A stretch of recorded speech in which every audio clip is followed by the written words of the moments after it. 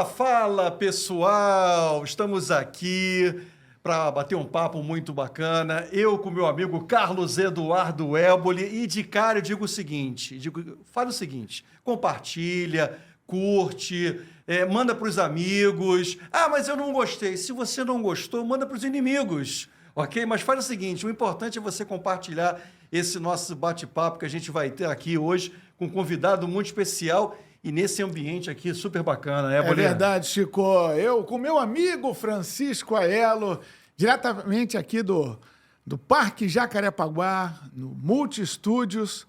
E é sempre um prazer, né, bater esse papo aqui no Conta e Manda. E o nosso convidado é o seguinte, a gente não está com braçadeira de capitão, mesmo assim a gente vai falar com ele. A gente pode, a gente pode, porque Vamos só capitão só capitão que é pode. Mesmo? É só capitão que pode. Ou então é o seguinte, dependendo do que a gente for falar com ele, é um amarelo e logo depois é um vermelho. Marcelo de Lima Henrique, cara, muito prazer pela sua presença aqui com a gente. Eu sei que você vai a poucos podcasts e quando eu te fiz o convite, você não, vou lá porque eu acho que vai ser bacana e tenho certeza que vai ser muito bacana. Então, de cara, queria agradecer aqui a deferência, a minha e ao Éboli, de você estar aqui com a gente para bater esse papo. A gente vai falar muito aqui sobre arbitragem, a tua trajetória de vida profissional. E a primeira pergunta que eu faço para você é a seguinte: é verdade que o Brasil perdeu um grande goleiro e ganhou um grande árbitro? É isso? Que história é essa, Marcelo? Um abraço. Um abraço a todos os amigos aí, a Aiello, Éboli, dois craques da comunicação. Eu me sinto honrado de estar aqui com vocês batendo esse papo. É um goleiro mediano, vamos dizer assim. É um goleiro trabalhador, assim como o árbitro, um árbitro batalhador, trabalhador, mas que ama o futebol. Saiu um goleiro, entrou um árbitro que ama o futebol desde garotinho e vou amar até ficar velhinho. Quem era teu ídolo, cara, quando você era goleiro? Goleiro?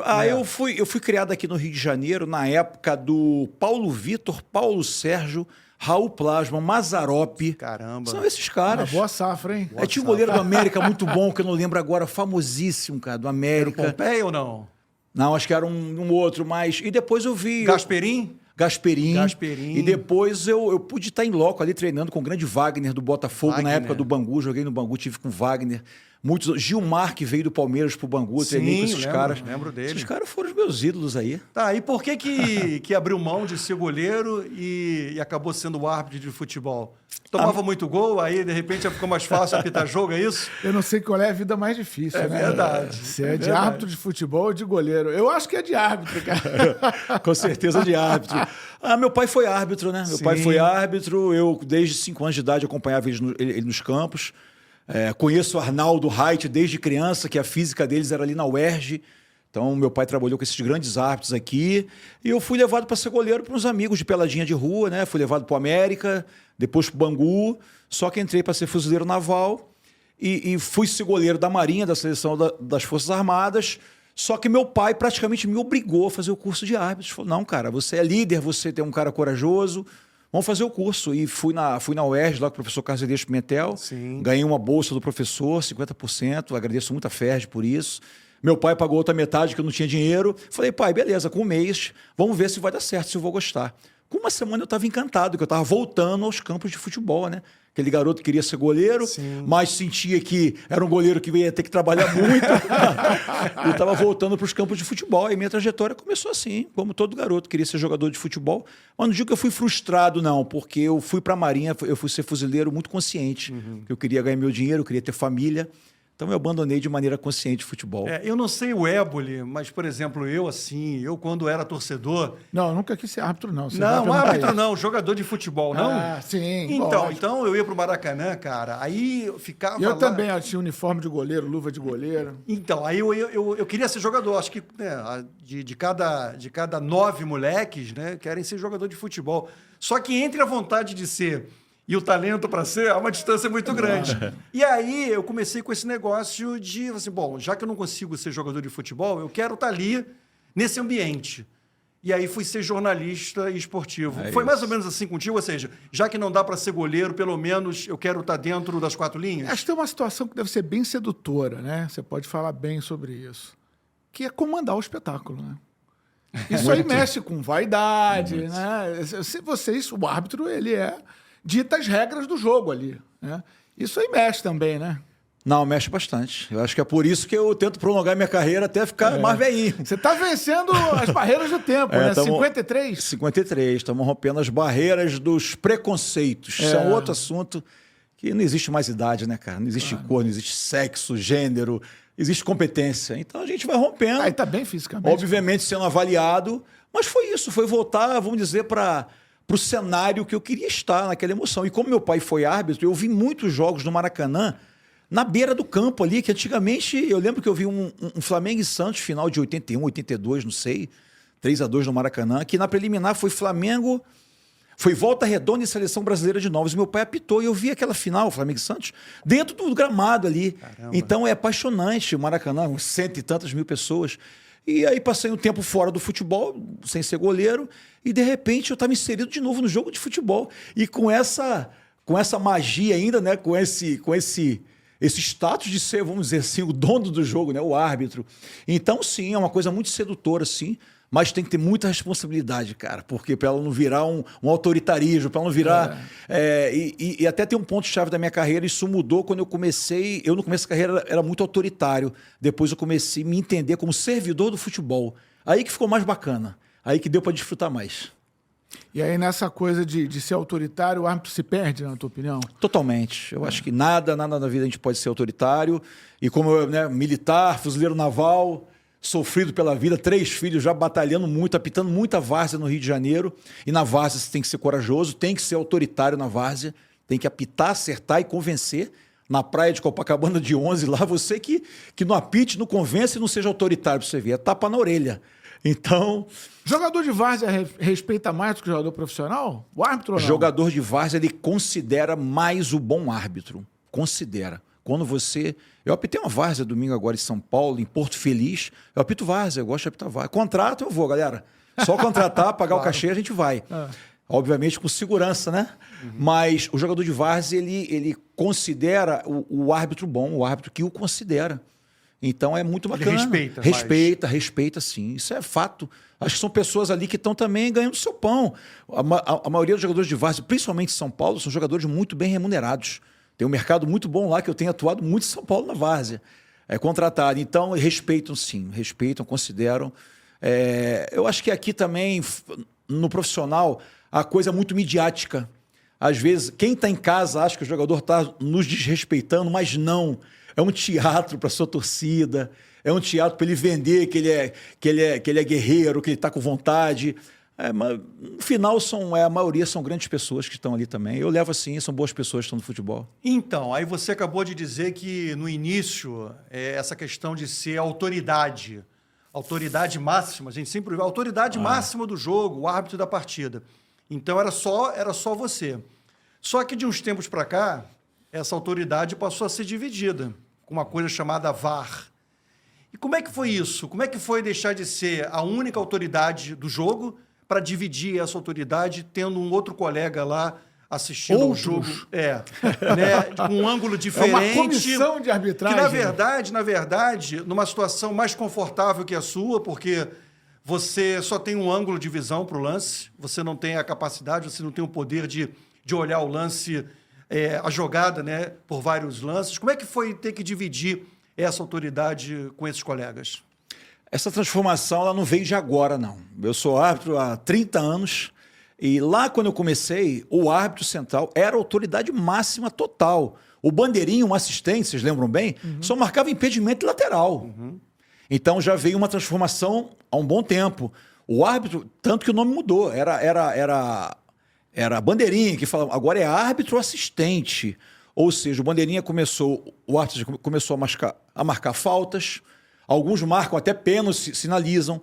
Então já começou uma transformação da sua autoridade ser um pouco dividida. O campo já ficou mais setorizado. E eu que me formei lá atrás, já fui me adaptando. Cansamos de ver, se eu for citar jogos aqui, vocês vão lembrar, de assistente marcar impedimento, o árbitro mandar baixar e correr para o meio. Final de Campeonato Brasileiro. É só puxar a memória que a gente vai ter aí, né? A gente vai lembrar. Então isso já foi uma transformação. Aí veio o advento do VAR. Bendito VAR, graças a Deus. Muitas carreiras se prolongaram e muitas carreiras de árbitros se salvaram por causa do VAR. Muitos campeonatos foram salvos por conta do VAR, que muitas pessoas odeiam aí. Mas, obviamente, os profissionais que vinham de longa data como eu tiveram que se adaptar ao mercado. E quem que está no mercado? Quem se adaptou. Eu até ouço muitas coisas aí. Marcelo, eu faço jogo, às vezes erro um lateral, vem torcedor, tem que parar, tem que estar velho, tal. Não, meu amigo, eu me adaptei à modernidade. Então a modernidade hoje não é que a autoridade ela é dividida, mas você tem mais assistentes para poder te dar uma informação precisa. Ou não. Até porque um erro claro e óbvio pode ser para mim, mas para o VAR pode não ser. Ou vice-versa. Como existem coisas factuais, né? Dentro ou fora, impedimento factual ou não, mas só para esclarecer, para ficar bem claro, o VAR ele é mais um assistente do árbitro. Ele não tem autoridade. A autoridade do VAR é nenhuma. Ele é como se fosse um bandeirinha. Marcelo, aqui é o VAR. Marcelo, aqui é o Aiello. Sugiro revisão para possível penal. Aiello, eu não quero ver. Eu não quero ver. Ele pode fazer isso. Mas agora não faz. Você na sua inteligência, Éboli, você vai estar correndo, desoxigenado, com uma visão, e tem 3 caras no ar-condicionado, não é isso? Com 28 imagens. Marcelo sugere revisão, pois tem uma mão deliberada que impede o arremate para o gol. Você abre a janelinha e vai no VAR. Aí, nós temos que começar a entender e tirar a responsabilidade do VAR. O árbitro central é o responsável por aquilo ali. A decisão final É sempre dele. é do E quando árbitro, ele chegar ali, ele que tem que comandar a cabine. Ele, tudo bem, cara, tu me deu esse ângulo aí. Eu quero outra câmera. Eu quero a invertida. Para isso a gente estudou plano de câmeras. É todo um processo. Obviamente, já me alongando um pouquinho esse assunto de VAR, que a gente quer excelência desde o início. Mas, se eu não me engano, nós estamos no Brasileirão 5ª ou 6ª temporada ou 7ª com VAR. É uma coisa muito, muito nova ainda. No Brasil e no mundo. E a gente tem que buscar excelência rapidamente, mas a gente tem muito para evoluir, porque é uma coisa nova. O futebol tem 100 e tantos anos aí ou mais, e o VAR tem 6, 7. Então é uma gama de coisas muito grandiosa, em que tiveram que se formar operadores para operar as câmeras, câmeras-mens para novos. Então é uma coisa muito grandiosa. Mas o futebol clama por essa emergência de excelência urgentemente. A gente quer isso urgente. Mas eu entendo toda essa... Mas a autoridade não diminuiu, tá? O árbitro que fica o tempo todo, mãozinha na orelha, esperando o VAR, não marca pênalti, não expulsa, ele está fora, está na contramão das instruções e da regra do jogo. Porque tem um protocolo agora, o protocolo VAR está na regra do jogo. Então esse VAR, esse árbitro central que as pessoas veem muito, pode ser até eu, o tempo todo esperando o VAR, não marca pênalti, não, está errado. Está fora de tudo que é mandado, vamos dizer assim. Porque tem uma situação, Marcelo, que sempre causa nervosismo, né, no ambiente do jogo. Pra gente também. Que é a demora. Isso. É a demora, né? Como administrar essa demora, cara? Porque aí vem a natural crítica, eu já fiz essa crítica, o Chico já fez certamente essa crítica em transmissões. O arbitragem brasileiro não está sabendo operar o VAR. Não é possível demorar tanto tempo para uma situação que a gente, com clareza, numa primeira imagem, já viu que é ou não é. Como é que administra essa demora? O quanto você fica nervoso também quando você percebe que está demorando a tomar a decisão? Eu acho que o grande desafio para quem trabalha com arbitragem, para o árbitro moderno, para os gestores, é que nós tenhamos mais árbitros que entendam de futebol, que conheçam futebol. Porque não é só você saber operar uma ferramenta, não é só você ser veloz, ser bom de tecnologia, você tem que entender do jogo, entender da mecânica de movimento. Então esse é um grande desafio, não é da Comissão Nacional, do Marcelo, vem lá da FIFA. Todas as instruções que a gente tem, tá ali, ó, o árbitro deve compreender o jogo, entender o jogo. E infelizmente, isso é uma coisa muito filosófica até. A gente está vivendo uma nova geração e que os jovens pouco assistem futebol, cara. Eu tenho 3 filhos em casa. Eu via jogo todo dia quando eu era moleque. O meu filho joga bola, ele não vê futebol. Não vê. A nova geração de arbitragem não entende de futebol, o grande desafio para todas as comissões, para todas as entidades, desde a FIFA, é fazer com que os árbitros entendam mais do jogo de futebol. Esse é o novo desafio. Mundial, não é nacional. Esse é um desafio mundial. Para quê? Para que as análises sejam mais rápidas. para você entender a mecânica do movimento, mecânica do jogo. Será que aquela mão ali realmente está antinatural ou está natural? Foi o movimento do jogo. E quem não entende de futebol, qualquer mão descolada vai achar que é uma mão proposital, vamos dizer assim. É uma mão sancionável. Então, esse entendimento do todo do futebol é um grande desafio que a gente tem por aí. Quando você fala entendimento, é uma combinação de aplicar a regra e sensibilidade do jogo, é isso? Exato. É a sensibilidade do jogo. O futebol, é o bom senso. É o bom senso. Mas a vida é bom senso, gente. Sem dúvida. O futebol é bom senso. Imagina um árbitro entrar, o Marcelo entrar, com a regra debaixo do braço, igual quando eu apitava o Sub-20 aqui no Rio de Janeiro. Tá lá, o jogador ponderou as minhas decisões, é cartão amarelo. Aí eu quando era do Sub-20 aqui do Rio, Sub-17, eu metia amarelo. Chegava nas finais, eu estava vetado. Então, por quê? Porque eu cumpri a regra do jogo. Mas a regra ela é um bom senso. A regra fala, para você ter uma ideia como é que ela é bom senso, né? Com todo respeito ao mestre Arnaldo César Coelho, a regra não é tão clara assim. Tanto que ela vem... as entradas são, as faltas são imprudentes, temerárias e com uso de força excessiva. Como é que mede isso? Como é que a gente consegue mensurar? Né? Então, aí que vem o entendimento do jogo. E a imagem engana muitas vezes.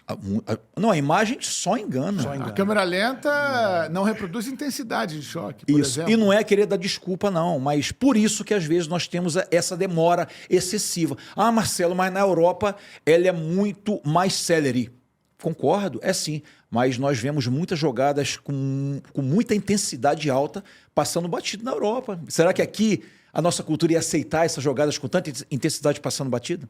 Ou seja, pelo que você acabou de falar, eu até queria traçar um paralelo com a gente, que é jornalista esportivo, porque às vezes a gente ouve assim, nunca deu chute numa bola e está comentando o jogo, está opinando sobre um lance. A gente ouve muito isso, porque a gente não foi jogador de futebol e a gente trabalha no futebol. O que você está dizendo é o seguinte, o fato de repente, a gente ter uma geração, e isso aí não é dizer que é pior ou melhor, é uma questão geracional. Eu sempre falo muito isso.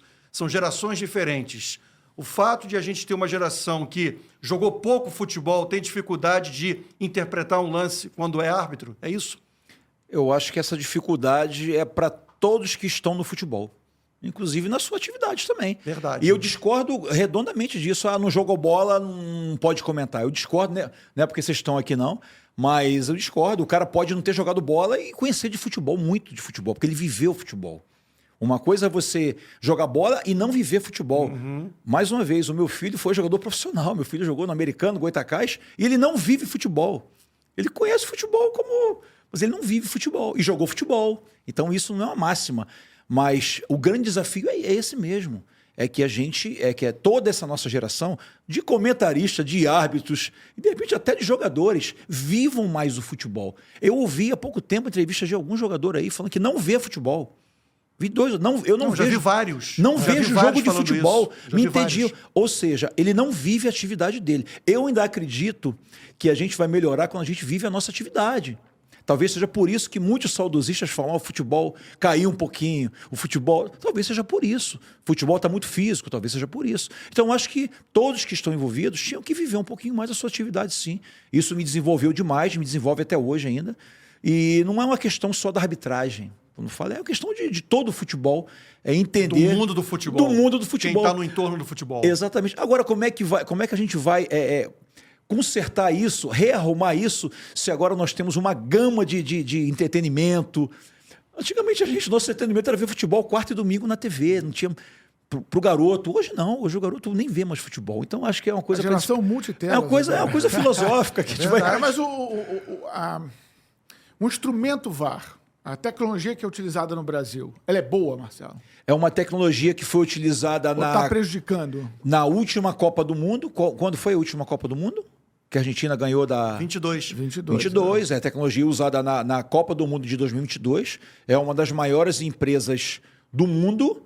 Obviamente que a tecnologia VAR, ela de um ano para outro, ela já na Europa, ela muda. E nós temos também que entender, eu até falo muito isso, porque eu dou muitas palestras, às vezes, em clubes que me convidam, em grupos de árbitros. Eu fui dar uma palestra no clube aqui da terceira divisão do Rio de Janeiro, e o cara reclamando da arbitragem. A arbitragem é ruim, a arbitragem é isso, a arbitragem é isso. Eu falei: meu amigo, você joga onde? Aí eu jogo aqui nesse clube. Eu falei: terceira divisão, cara. Você joga na terceira divisão. Ah, Marcelo, você quer dizer que o Brasil é a terceira divisão do futebol do mundo? Não estou dizendo isso. Mas não é Premier League. Ou é Premier League? Tem o valor. Isso eu falo de grana. Futebol é negócio, gente. Tem que parar, né? Muitos aí, saudosismo. Será que... Ah, não, mas o Brasil tem como contratar a melhor tecnologia do mundo para colocar aqui no VAR. Beleza, tem como contratar. Concordo que tem sim. Mas e os estádios que a gente joga? Será que eles têm condições de suportar a tecnologia? Eu respondo, não tem condições. Teríamos que jogar todo o Campeonato Brasileiro. Entende como é a coisa? Em 2, 3 estádios só. Em arenas. Não, tem até mais, né? Em arenas de Copa do Mundo. Todos. Aí vem. Só que o clube lá da Série C que está agora, estão brigando pelo acesso agora, já subiram Volta Redonda e Remo, mas tem 4 clubes brigando aí.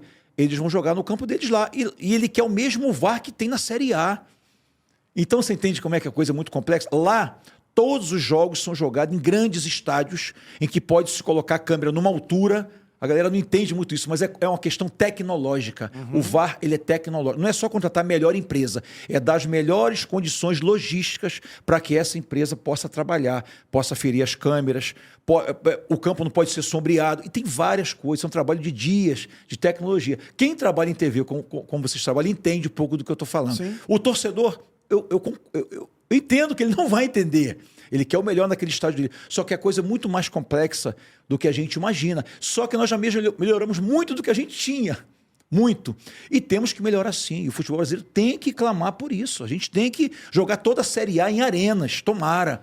A Série B em arenas. Tem grandes equipes aí. Só que não é assim ainda. A nossa realidade é outra. Só para a galera entender mais ou menos como é que funciona o VAR.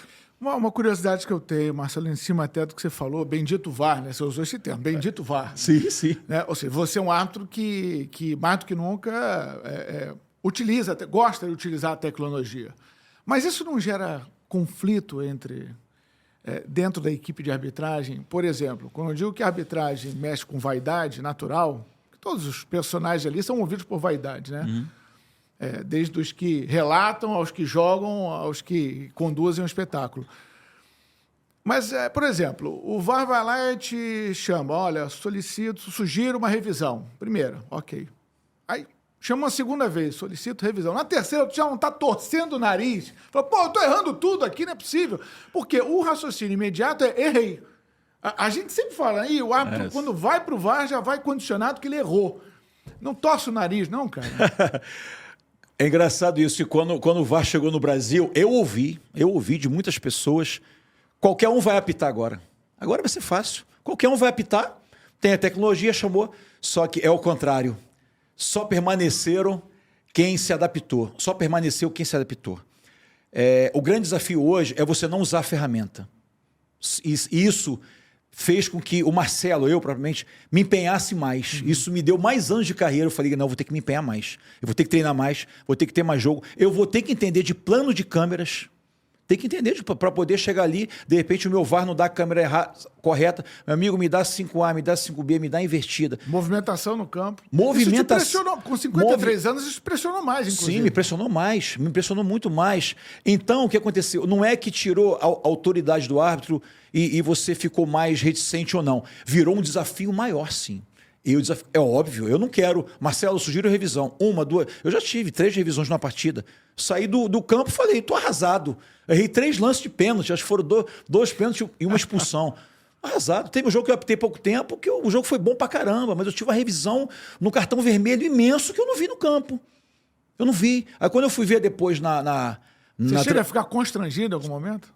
Chateado, né, cara? Triste. Sim, triste. Porque é a minha atividade, eu quero fazer o melhor da minha atividade. Claro. Eu quero acertar tudo e com excelência. E aí depois eu falei, por que eu não vi? Passou um jogador na minha frente exatamente na hora, cara. E eu não... Uma perna encobriu a outra.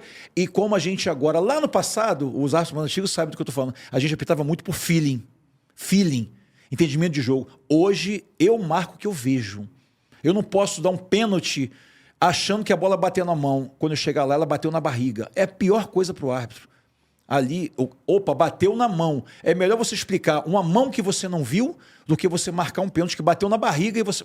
Cara, tá vendo o quê? Fantasma? Você está marcando por feeling? Por quê? Porque não se apita mais por feeling. Então, isso é um desafio, sim. Saio chateado quando eu tenho... A gente fala, pô, Falou, o rei da Ara, vive na Ara. A Ara é o teu monitor. A gente brinca. Quando o árbitro vai muito na Ara, no nosso meio, a gente fala aí, ó, o rei da Ara do mês. Mas aí, ó.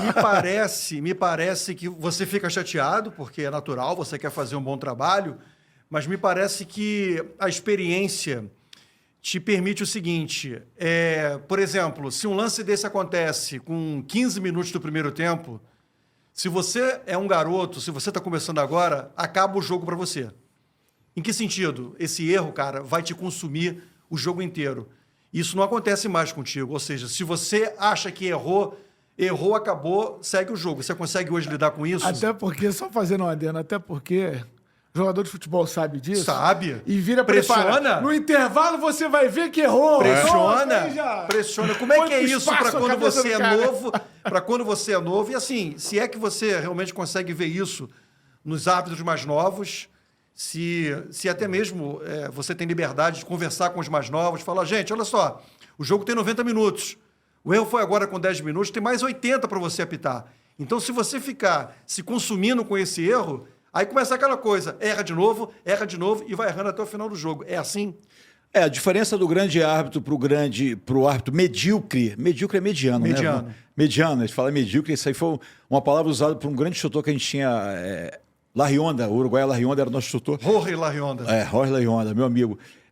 A grande diferença é que o grande árbitro ele esquece do erro rapidamente, porque o jogo vai ter outra decisão, cara. Então, obviamente, quando você é mais jovem, tudo interfere.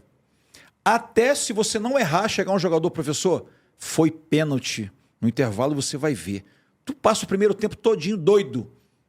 Passa. E muitos usam isso. Hoje em dia você até ri do cara, meu amigo, essa é velha. Não mete essa não, porque essa é velha. Então, qualquer revisão na área, qualquer revisão que o VAR chama, ela traz um certo desconforto, sim, e até um descontrole para a partida. Isso é nítido. Tem um penal por agarrão lá naquela área, com 5 minutos, você não viu, o cara te chamou. Na outra área lá, qualquer mãozinha que tem, o jogador ele vai querer um penal. Infelizmente, não tem ética, eles são assim, e é assim que funciona. E aí que vem o preparo mental do árbitro. O preparo mental, às vezes, vem com o tempo. Não existe fenômeno, eu falo sempre, mas não existe mais fenômeno na arbitragem. Eu falo que o último fenômeno foi o PC de Oliveira, que com 25 anos expulsou 3 em São Januário e era árbitro FIFA. Era um cara novo que tinha uma mente muito blindada. E nesse futebol hoje cada vez mais econômico, o árbitro cada vez mais desenvolvido economicamente, o árbitro tem que procurar blindar a sua mente, porque senão mexe com o mental sim, somos seres humanos. E quando você apanha muito, o ser humano quando apanha muito, ele quer devolver. E aí que você tem que blindar, porque você não pode ser um revanchista. O árbitro ele é um árbitro, ele não é um revanchista. Eu não sou um justiceiro. Olha como é que a coisa é muito ampla. E o que comanda a gente é o mental, cara. Até porque você queria se vingar dos 22 que estão em campo. Mas peraí, agora eu fiquei curioso. Quem é que plantava? Que tipo de jogador plantava isso na tua cabeça justamente para deixar essa dúvida e dizer, foi pênalti, no intervalo você vai ver. Felipe Maestro do Vasco. É mesmo, Felipe é o rei da resenha, Fred. O Fred. Fred, Dom Fredon. Gente boa agora. No começo deu trabalho, mas depois ele virou, depois ele ajudava. Ou seja, fazia de propósito, para deixar você... plantava sementinho. Felipe depois ele Não, o Fred depois ajudava a arbitragem? Sim, o Fred... Ajudava como? O Fred no final de carreira, do meio pro final, ele ficou um líder positivo da equipe dele. Era nítido, ele era um líder positivo. Ele incentivava a garotada, tirava o garoto que estava mais exaltado com a arbitragem. Ele virou um líder positivo, sim. Eu tive muito apreço por ele no final de carreira. Ele foi muito maduro. Eu acho que ajudou muito a equipe dele, as equipes que ele passou. Apitei o jogo dele no Cruzeiro. Eu apitei o rebaixamento do Cruzeiro contra o Palmeiras, lá no Mineirão, no ano que o Cruzeiro caiu, né? Que ficou, acho, 2 anos na B. E o jogo eu tive que paralisar o jogo com 39 minutos do segundo tempo. E ele viu que eu não tinha condições. Era o capitão. Eu falei, Fred, não dá mais, cara. Porque a torcida invadindo, tacando bomba. Marcelo, não dá mais. Não dava mais. E se ele virasse, ele podia até ficar. Estava 2-1 Palmeiras ou 1-0. E de repente podia até virar, né? Mas não dava mais, não tinha condições. E era um líder positivo. E isso é bacana a gente ver. Isso é muito bacana. Você falou até desse glamour de estar no campo de jogo. Você vê a maturação do jogador. Tem cara que vem... É triste quando você vê um cara que tá velho e não matura, cara. Isso que é triste. Mas Como, por exemplo, não tem. encerrou a carreira e continuou mala do início ao fim. Tem difícil, mas eu optei só no Botafogo. Louco Abreu era muito difícil, né? Não vou dizer mala, mas difícil demais. E já era experiente, já era cascudo. Mas não era estratégia. Faz isso, isso isso aí. uma estratégia. Eu também acho, eu achei depois. Porque quando a gente... E funcionava, porque ele ganhou muito, né, cara? Funcionava. A gente critica muito, e é realmente irritante, a tal da rodinha, né? Irritante. A rodinha, ela se forma no primeiro lateral do jogo. Isso aí. Cara, isso aí... Já começa aí o desespero da arbitragem, né? Porque não é possível. O jogador de futebol não ajuda, de fato. Não ajuda. Aquela leitura de que são 22 caras tentando prejudicar a arbitragem, enganar a arbitragem é fato. 22 espertos tentando enganar o otário, 22. né? Que dizem por aí, desde 1808. É difícil, cara. A nossa mas se olhar bem, não é coisa típica do Brasil, não. Quem assiste o Campeonato Argentino, de vez em quando assiste, meu irmão, o cara ali é herói, pô. Patrício Lustô, meu amigo, de vez em quando eu falo com ele. Boca e River agora teve... Os caras que apitam ali são heróis, cara. Você viu o Campeonato Mexicano, alguns jogos, os caras são heróis, cara. Porque a gente fica muito aqui no futebol brasileiro, né? Porque a gente trabalha aqui, mas é uma coisa muito, muito latina. Essa falação é uma coisa muito latina. Eu assisti agora um jogo final de semana, Campeonato Italiano, coisa horrível. O bicho pegou. Copa América a gente viu. Tinha jogos da Copa América que não andava. Aí como é que o árbitro faz? A culpa é do árbitro. Como é que ele faz? Ele amarela todo mundo? Ele expulsa todo mundo? Ele acaba com o jogo? Como é que ele faz?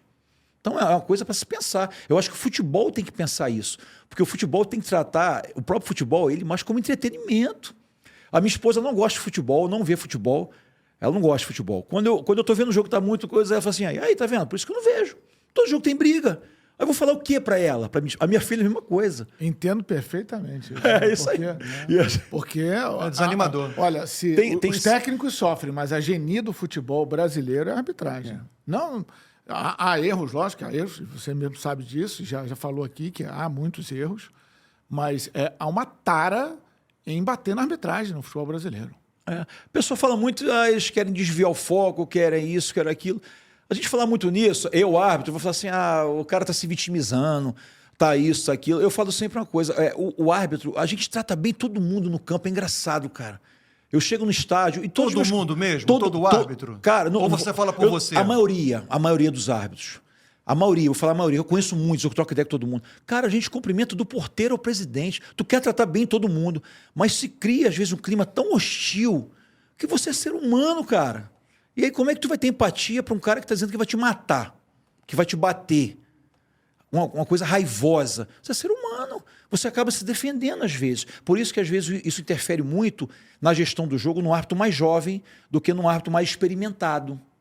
Por isso que às vezes muitos jogos complicados, às vezes o Marcelo está sem escala. Não sou melhor que ninguém não, gente. Pelo amor de Deus. Sou um árbitro trabalhador. Mas às vezes um jogo muito complicado, aí bota um árbitro mais experimentado para ir trabalhar lá. Pô, mas esse árbitro foi mal na rodada passada. Por que ele está de novo nesse clássico? Porque tinha que ter um árbitro experimentado naquele clássico. Porque um jovem, de repente, não ia ter aquela maturidade de poder segurar aquele ambiente tão hostil. Então, acho que a gente tinha que amenizar um pouco esse ambiente hostil. Só que, como? Não sei. Não sei, cara. A coisa só piora. O árbitro marca de raiva, às vezes. Marca até o que não é, mas ele acaba sendo tomado nessa disputa que você falou aí. De ofensas, né? O jogador que é muito agressivo com a arbitragem. E aí você não... Como é que eu vou ter empatia para um cara desse? Às vezes você se pega, ou já se pegou, marcando algo movido por essa... Assim, de maneira até inconsciente. Eu acho que esse é o grande erro do árbitro. Se ele fizer isso, é o grande erro dele. Ele deixar se levar pela emoção. Às vezes, sim, você pensa, tranquilo, cara.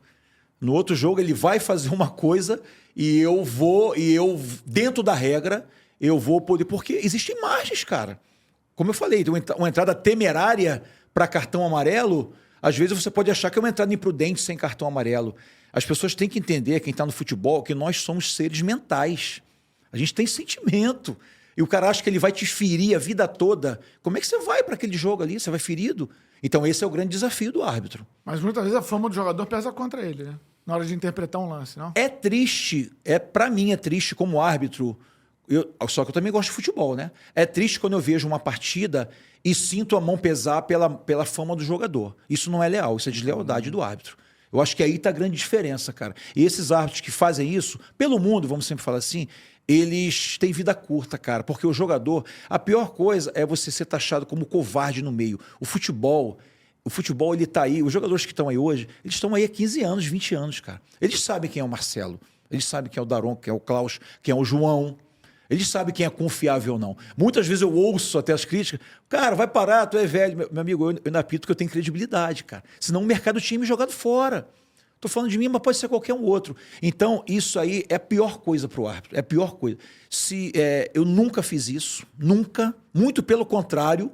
Eu até já me arrependi, porque eu tava com tanta gana naquele jogador. Eu falei, cara, se eu pegar esse cara, eu vou... E depois eu vi, cara, era pra eu ter dado cartão nesse cara, eu não dei.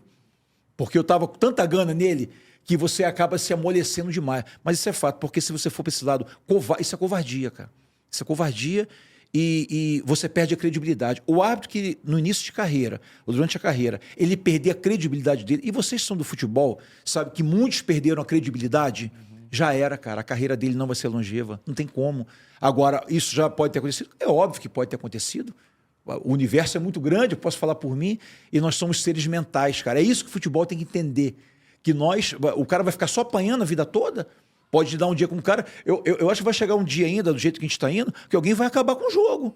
Vai ter essa rodinha aí, o cara vai tum, acabou, vamos embora para casa. Sim. Aí vai ficar... Até porque hoje tem a tal da regra que não vai pegar e que não está pegando, né? Que é só o capitão poder falar com a arbitragem. É tudo que não está acontecendo, né? Isso é regra que não pega, né, Marcelo? Isso na realidade não é uma regra, né? Isso aí é uma orientação. É uma orientação que veio da FIFA, né? Não pega, né? Ela fez um documento. Aqui, na nossa cultura latina, nós teremos mais trabalho. Não tenha dúvida. Muito trabalho. Vai vir a Premier League lá, mas eu vi um jogo no final de semana que ainda teve uma coisa ou outra ali. Lá na Espanha, os árbitros estão tacando amarelo. O cara falou com o árbitro, está tacando cartão amarelo. Será que aqui a gente vai aceitar? A gente que eu digo imprensa, sim, torcedor... O ambiente do futebol vai aceitar o Marcelo amarelando... Dizer, estragou do jogo, olha lá. A gente ouve isso direto, gente. Porque aí vai dizer, sabe o quê? Ele não tem maturidade, ó, isso. Estragou o jogo. E aí vai dizer o seguinte, você deu o amarelo porque um jogador foi falar com você e não era o capitão. 5 minutos depois, ele faz uma falta e você tem que dar o segundo amarelo e o vermelho. Aí o cara vai dizer, sabe o quê? Não era para ter dado o amarelo naquela hora que ele reclamou. Porque ele tomou um cartão amarelo desnecessário, o árbitro não teve pulso, né? O árbitro não teve equilíbrio. Agora, Marcelo, você... Eu lembro do Rafinha, recentemente, ele vai reclamar com o árbitro, ele pega a abraçadeira, eu sou o capitão, então eu posso reclamar. É como assim, eu sou o capitão, eu posso te xingar. Isso. A abraçadeira de capitão virou livre conduta, né? Você falou uma coisa há pouco, dessa coisa do desrespeito ao árbitro, porque o árbitro é um ser humano. Por exemplo, você viveu polêmicas no futebol carioca, durante o início dos anos 2000, com aquela sequência de jogos de Flamengo e Botafogo e tudo mais. Como é que era o dia seguinte em relação à tua saúde mental e o teu dia a dia? Por exemplo, o árbitro de futebol, como jogador, acaba o jogo, tem o direito de sair com a família para um jantar. Tem não. Não tem? Como é que era? Como é que você lida com isso e você lidou com isso naquela época? Aquela época foi terrível. Terrível. Se eu fosse viver na delegacia fazendo queixa de quem me ameaçou de morte, eu ia estar até hoje lá.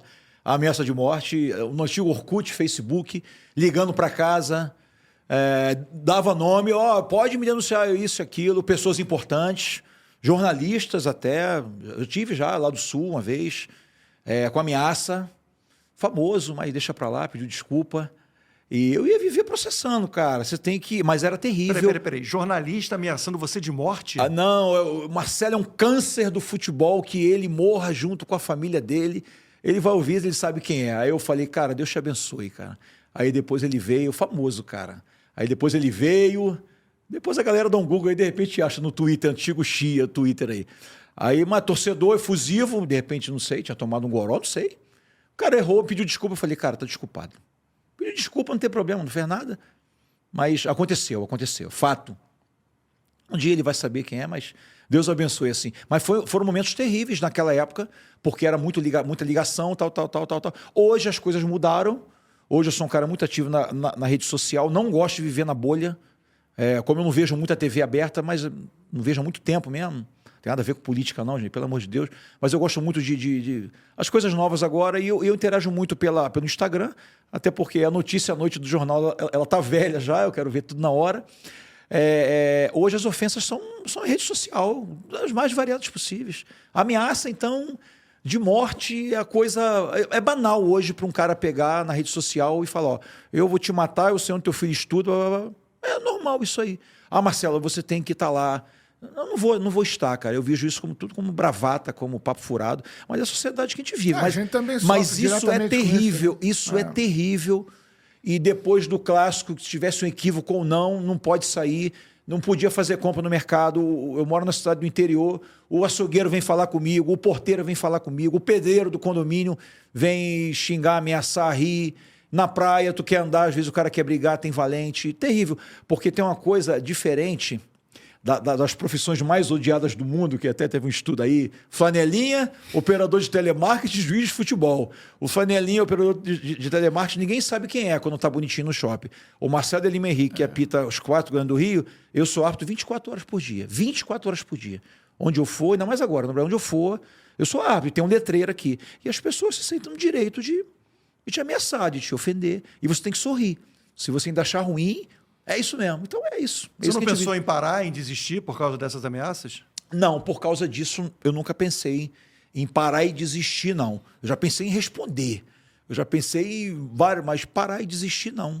Mas me privou de muita coisa. Fez eu e minha família viver numa bolha a ponto dos meus filhos. Cara, tu não bota nada de clube no... A minha esposa uma vez brincou, cara, não brincou que era... Ela torceu de um time, brincou, ela sem entender de futebol que ela não vê, ela falou assim, cara, para de xingar o árbitro, gente. Se a gente for vice-campeão, tá bom, pô, o vice já é certo, se a gente for campeão. A esposa do Marcelo falou que o vice já é certo, pro time que ela torcia. Falei, o que tu fez, cara? Aí deu um problema do caramba. Nossa. Deu um problema do caramba. Porque vão buscar, né? A internet buscar. não morre, o que tem na internet não morre. Aí eu nunca. falei, eu tive que falar para quem era os meus chefes. Falei assim, o que eu vou fazer? Eu vou largar da minha mulher? Vou bater na minha mulher? Ou o CPF é dela? Eu só vou orientá-la. Não posso fazer mais nada. E assim eu fiz. Então é muito complicado. Eu falo isso sempre, galera, mas não quero me vitimizar, não. Pelo amor de Deus. É o que eu escolhi. Mas é a realidade. E o cara tem que saber lidar com isso. Você busca uma exposição, e isso é raro, né? Na arbitragem. Sim. Um exemplo disso é esse bate-papo aqui nosso. A gente já pegou fase até de gente defendendo coletiva da arbitragem após o jogo, né? Uhum. Para que ele pudesse ter ali um momento para se explicar. Não sei se o intuito era humanizar a arbitragem ou levar um pouco mais de transparência. Você acha que os árbitros deveriam falar mais, como você faz, como você está fazendo? Ou é natural essa reclusão, essa proteção de evitar qualquer tipo de palavra também? Não, eu acho que quem está no meio da arbitragem tinha que tentar humanizar mais, sim.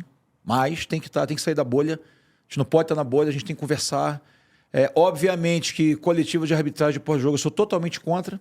O Marcelo ia sentar ali e ninguém ia falar, Marcelo, explica ali aquele pênalti que você marcou, cara. Que coisa ali, você marcou muito bem, parabéns. Negativo.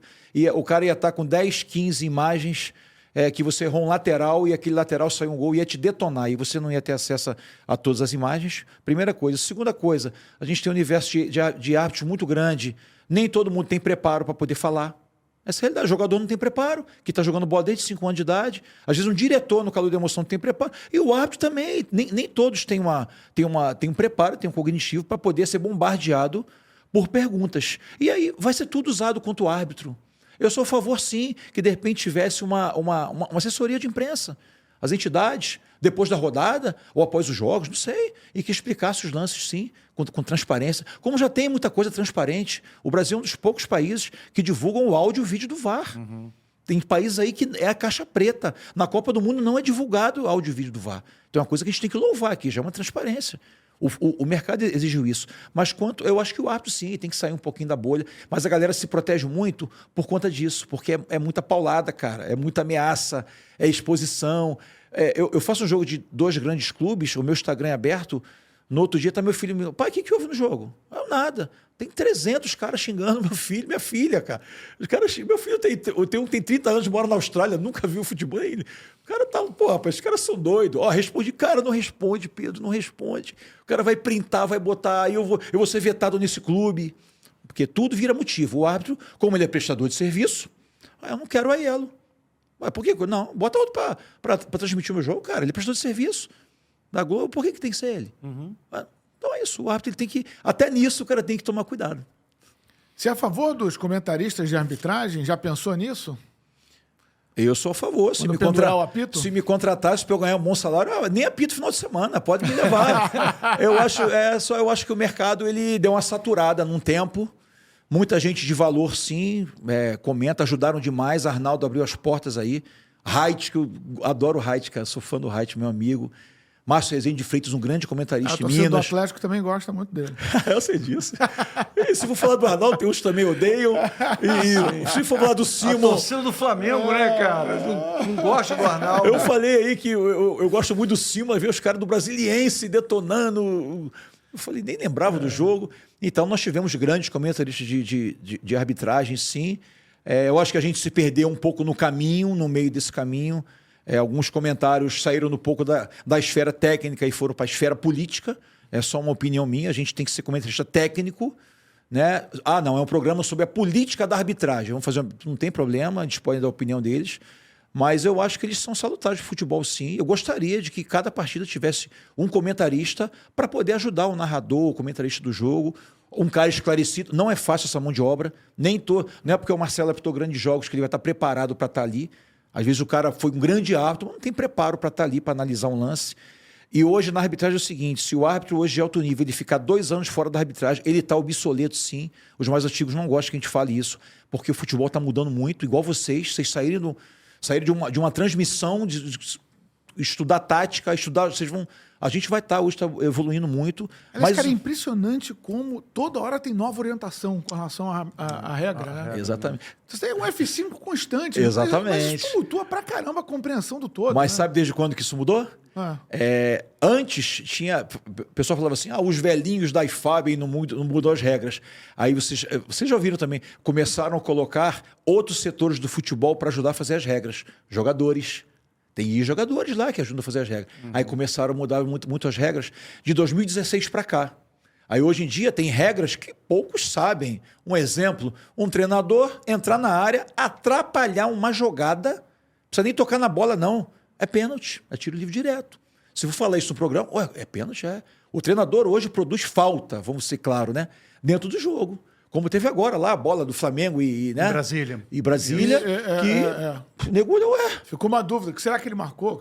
Exatamente. Então, de 2016 para cá, as regras sofreram grandes mudanças e vem sofrendo cada ano. Mão deliberada, mão de bloqueio, mão isso, mão aquilo. É difícil para a gente, é difícil para todo mundo. Tem que fazer verdadeiros cursos aí para torcedor. E o torcedor não quer saber disso, cara. O torcedor ele quer bola na rede. Por isso que eu acho que é importante, sim, que nós tivéssemos uma retomada de mais pessoas explicando a regra do jogo, mas nem todos estão preparados, que tem que explicar da maneira que o torcedor entenda. Esse é o grande desafio. Que a categoria, então, de um modo geral, vê de maneira favorável? Não, os ex-árbitros ou tem uma rixa aí? Não, vê de maneira muito favorável. Todos são muito valorados pela gente. E eu não vejo ninguém chateado quando o cara fala, o Marcelo errou isso, aquilo. Fica chateado quando entra naquela esfera pessoal. Igual eu tive esse ano uma crítica na esfera pessoal. Já era tempo, uma ex-árbitra falou assim, já era tempo da CBF não escalar mais o Marcelo Lima Henrique. O Weber já parou, o Voaden parou e ele tem que parar. Claramente ela fez uma referência à minha idade. É um etarismo claro. E ela não investigou por que esses dois pararam. E por que eu continuo apitando? Então isso não é legal, porque vindo de uma mulher, com tantas conquistas agora, a gente batendo cada vez mais, ficou chato, cara, ficou um preconceito por uma pessoa que está trabalhando. Foi só por causa da idade, você acha? Nitidamente. Quando compara você a pessoas mais velhas, que o Aiello já deu pro Aiello, o Lédio já saiu de lá, o meu amigo Lédio, que eu gosto, o Noriega já saiu, é hora de dar espaço para a nova geração. Por quê? Porque o Aiello tem mais ou menos a mesma idade que o Noriega? Não é assim que funciona. Então, eu acho que não cai bem, as pessoas têm que se avaliar, mas eu tenho certeza que, diante de tudo que já aconteceu, já vai se reavaliando. Isso não cabe mais, cara. O universo do futebol masculino já entende com mais facilidade a presença da arbitragem feminina? Cara, dos amigos que eu converso, eu, pelo menos, a galera, a gente bate palma, cara. Eu vibro. Tem uma grande amiga minha assistente, Márcia Bezerra Lopes Caetano, de Rondônia, fez 50 anos agora, voa fisicamente. Cara, a gente vibra, cara, porque é muito legal. Tu vê a Edna voando, Neuza, a Márcia Bezerra, eu falo, Márcia, você é exemplo, cara. Então é muito legal. Tem espaço para todo mundo, cara. E o futebol, se não tiver competência, o futebol ele vai tirando. Você vai tendo menos jogos, pô. Então isso é claro, não tem por que você... Agora, não pode ter privilégio, como não tem. A Edna, as mulheres só trabalham porque passam nas avaliações físicas com índice masculino, que é um futebol masculino. Tem algumas mulheres que não trabalham no futebol masculino que só passam no índice feminino. É a regra. Então não tem privilégio para elas. Então eu vejo com muitos bons olhos. Muito bacana, muito legal. Então, o Marcelo está tocando muito nessa questão física, né? Que hoje é fundamental. O árbitro tem que ser um atleta. Exatamente. Ou uma atleta, para acompanhar a dinâmica do jogo. Vê lá no Instagram dele, ele fala, jovens, Treinem treinem jovens, treinem isso, jovens. mas Ele é acaba isso. de dar não sei quantos tiros de 100 metros. Foi essa e não época sei do o árbitro quê. barrigudo, porque a gente pegou o árbitro barrigudo. A gente então. estava nessa resenha aqui antes, cara. A gente estava nessa resenha aqui antes, acabou isso. Então, aí a gente cai naquela situação da profissionalização, né? Os árbitros hoje treinam, são preparados, às vésperas das competições se reúnem, inclusive, né? A CBF promove esses encontros, existem avaliações periódicas, você tem o pagamento, hoje, para os árbitros mais credenciados, acho que é um pagamento considerável, né? Por partida, por competição. O que é, então, a tal da profissionalização que ainda faz falta? A primeira coisa, tem que ter lei, né? Não adianta... Bacana, CPI do futebol, vamos olhar aqui, vamos olhar ali. Primeiro tem que ter lei. Os congressistas, senadores, deputados têm que fazer a lei para que os árbitros, como qualquer outra profissão, tenham direitos e deveres. Eu quero pagar minha previdência social, eu quero contribuir. Por exemplo, eu sou árbitro desde 95 a 30 anos. Se domingo agora eu apitar um jogo e falar não quero mais apitar, eu só ganho assim, ó. Valeu, cara, obrigado. Não tem direito a nada. Eu fiquei em 2016... lesionado, operei meu tendão. Se não fosse a ajuda dos amigos aqui, de fisioterapeutas bons que eu conheço no Rio de Janeiro, doutor Ronco me ajudou, doutor Michel Simoni, pessoas que a gente fala assim, porque às vezes o clube, mas os dois estão fora do clube, eu posso falar. Claro. Tem outro fisioterapeuta que é do grande clube que eu não posso falar, porque o torcedor pode ir em cima dele, você ajudou esse cara, que me ajudaram, e que eu fiquei sem receber nada. A grande questão é ter leis que nos garantam o mínimo, obviamente, que tem que ter, que seja contrato de trabalho, porque senão daqui a pouco a gente começa a profissionalizar todo mundo, e o Estado ou o futebol vai estar sustentando 1000 árbitros. Não é isso. É você ter uma garantia mínima, que seja um contrato de 1 ou 2 anos, mas tem que ter lei para isso. Não temos lei nenhuma. O árbitro hoje é um prestador de serviço, e aí eu ouço muito culpar, não sou advogado de CBF, nem da FERJ, nem da Federação Cearense, ao qual eu faço parte, mas quem tem que tratar disso é o futebol, mais uma vez. A gente joga sempre acima da entidade. Mas o clube tem que tratar isso. A imprensa tem que tratar isso. O torcedor ele tem que querer, obviamente que poucos vão pensar nisso. Eu quero um cara profissional, treinando todo mundo. O que falta? O árbitro ele quer condição profissional de trabalho. Eu quero apitar um jogo domingo e segunda-feira eu não ter que ir para o meu fisioterapeuta, que eu pago lá, até no meu estado, porque eu tenho uma parceria com um cara lá. Eu quero ter um local para eu treinar, condições de trabalho, fazer o meu recovery, porque o árbitro hoje ele tem que trabalhar como atleta. Tem toda uma gama. O jogo hoje é muito pegado, é muito corrido. Eu não tenho, igual agora estava mês passado, pagando uma psicóloga, porque eu sentia que eu tinha que evoluir algumas questões. E é do meu bolso. Então, agora, como é que a gente vai ter essa estrutura? Se nós tivermos leis. Jogar para a entidade, como é que a entidade faz? Mais uma vez, sem ser advogado. Eu vou botar 100 árbitros profissionais. Tranquilo. Daqui a pouco são 1000 pendurados lá na entidade. Quem vai pagar essa conta, gente? Nem todos investem nessa própria estrutura, como você faz. Os árbitros de alto nível que apitam Série A, todos investem nessa estrutura. Todos pegam do seu... Porque há muito a crítica, Marcelo, relacionada ao erro. A arbitragem errou porque não é profissionalizada. É aí que eu queria entender onde é que está essa ligação. Sim. Sabe?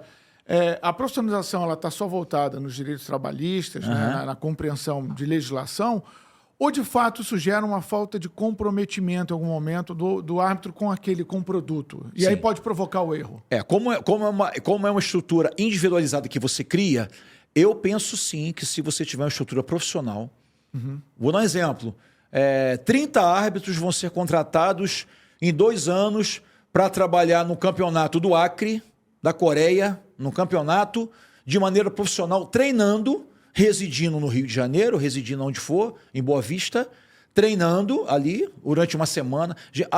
Eu não posso, porque eu tenho trabalho, eu tenho família. Obrigado, cara. Então você não pode ser profissional. Porque tem que ter eu não posso espalhar, pulverizar centros de treinamento de árbitros pelo Brasil todo. Eu tenho que ter uma sede. Claro que vai melhorar o trabalho. Se o Marcelo ele sair do jogo domingo, chega em casa, segunda-feira ele está treinando, ele está no fisioterapeuta, terça-feira ele está vendo o jogo, quarta-feira ele está, Marcelo, você errou aqui o posicionamento. É óbvio que vai melhorar. E você está sendo monitorado fisicamente. Quantos jogos eu já fui, no passado eu estava lesionado até o história, que eu fui apitar lesionado. Por que lesionado? Porque eu tinha que ganhar minha taxa. Ganhar dinheiro. Tinha que ganhar dinheiro, cara. Então eu chegar lá, fazer uma botinha, tomava uma infiltração quando eu rompi o meu tendão, ia pro jogo. E se você é um árbitro profissional? E se você tem uma estrutura com médico, não, o Marcelo está fora da escala, ele está sendo monitorado. O Marcelo, igual muitos jogadores, são tirados de jogos aí para não lesionar. Então tem que se criar uma estrutura. Mas o futebol tem que criar essa estrutura. É isso que a galera ainda não pegou. Óbvio que vai melhorar. Quem vive daquilo ali, melhora. Nós temos ainda árbitros que têm um segundo emprego, nós temos ainda. Mas a grande maioria não. A grande maioria, se for conversar com todos aí, vivem praticamente de arbitragem, criaram condições profissionais para estar no trabalho. Eu consegui criar essa minha condição profissional quando eu me aposentei lá do Fuzileiro. Quando eu já fiquei velho, eu até brinco, galera, eu sou o primeiro árbitro profissional do Brasil, porque hoje eu só vivo disso, eu só treino para isso e criei uma condição para isso.